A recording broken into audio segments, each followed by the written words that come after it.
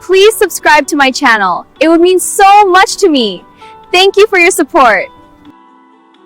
No water pooled in hollows. No wind carved valleys. No seed waited patiently beneath the ground.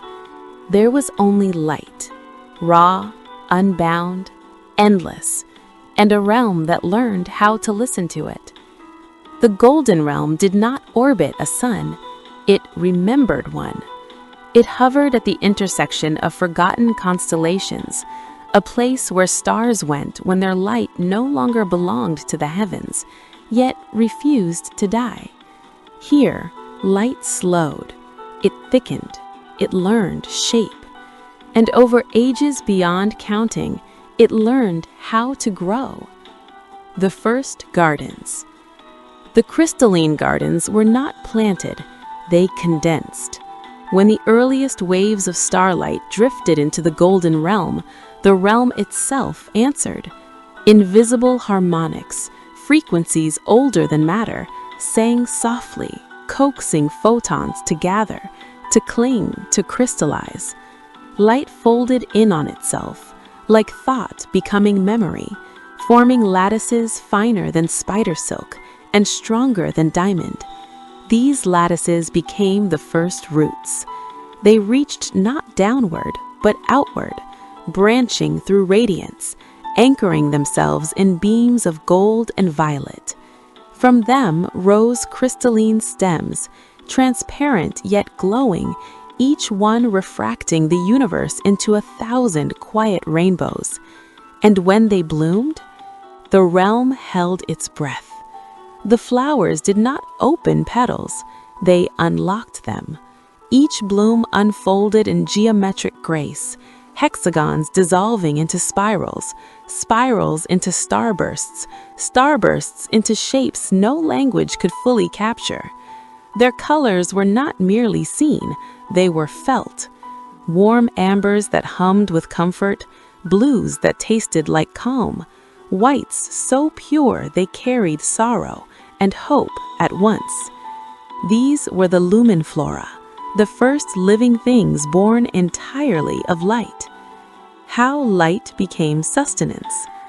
In the Golden Realm, light was not passive illumination, it was nourishment. The gardens were arranged in vast terraces, each tuned to a different spectrum of existence. High above, the auroral canopies filtered incoming starlight, bending it through prismatic arches that sang as they shifted. The sound was gentle, like distant bells underwater, guiding the light into precise pathways. Some light fed growth, some light fed memory, some light fed transformation. The crystalline plants absorbed photons the way leaves once absorbed sunlight, but with far greater intention. Within their structures, light slowed further, vibrating against molecular geometries that turned energy into life force. Excess brilliance was stored in inner chambers, light vessels, where it pulsed like a second heart. At night, though night was only a symbolic word here, the gardens glowed brighter, releasing surplus radiance back into the realm. Light harvested, light sculpted, light returned. Nothing was wasted, nothing decayed. Even death, when it came, was only a change of wavelength. The living ecosystem of crystal and glow. Life did not stop with flora. From the gardens emerged creatures shaped by luminosity and need. The prismelids were among the first, gentle floating beings resembling translucent manta rays, their bodies formed of layered crystal membranes. They drifted between blooms, feeding on harmonic overflow, residual vibrations left behind by growing plants. As they moved, their forms shifted color, painting the air with slow-moving auroras. On the garden floors crawled the luminants, small fox-like entities with faceted bodies and tails of cascading light. Their paws left no imprint, but where they passed, crystals realigned, encouraged to grow stronger, clearer. The luminants were gardeners without knowing it, guided by instinct older than thought. And high above it all soared the Heliorans, massive winged beings forged from star gold crystal, their wingspans stretching across entire terraces. The Heliorans did not feed, they regulated. With each slow beat of their wings, light redistributed across the gardens, preventing overload in any single region. When one passed overhead, the entire realm resonated like a struck chord. To see a Helioran glide was to understand awe without fear.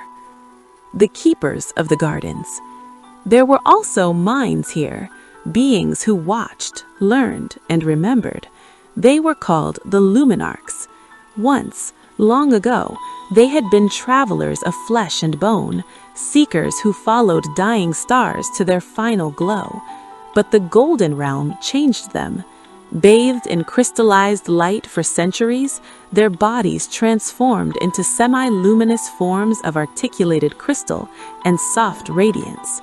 Their faces held features, yet shifted subtly depending on the spectrum around them.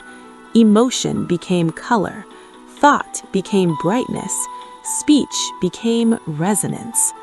The Luminarchs did not rule the gardens, they listened to them. They studied how a bloom adjusted its lattice when exposed to sorrow-tinted starlight from collapsing suns. They recorded how certain crystals sang louder when touched by hope-heavy photons from newborn stars. They learned that light carried stories, histories etched into vibration itself. From this knowledge, the Luminarchs crafted new life, not by force, but by invitation. The art of light growth. To grow a new organism in the Crystalline Gardens was a sacred act.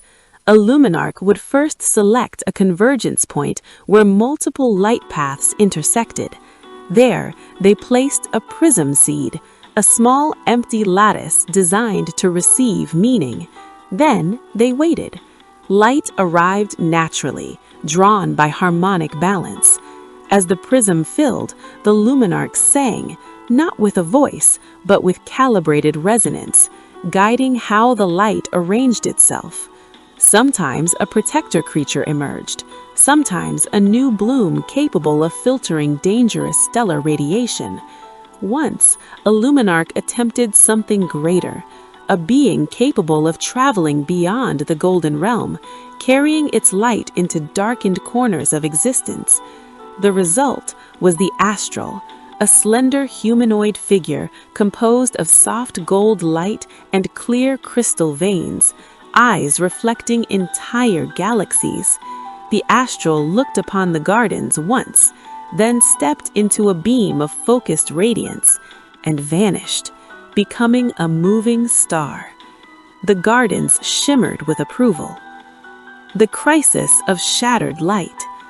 Perfection, however, is fragile, especially when it is beautiful. The crisis began when a dying black star, collapsed beyond redemption, released a surge of corrupted light, twisted by gravity and despair. When that light reached the Golden Realm, it did not harmonize. It fractured. Crystals darkened, blooms flickered. Some lumen flora lost cohesion, collapsing into dull shards that absorbed light but returned nothing. Entire terraces dimmed, ecosystems faltered. The Heliorans struggled, their wings flashing with strain. Prismelids scattered. For the first time,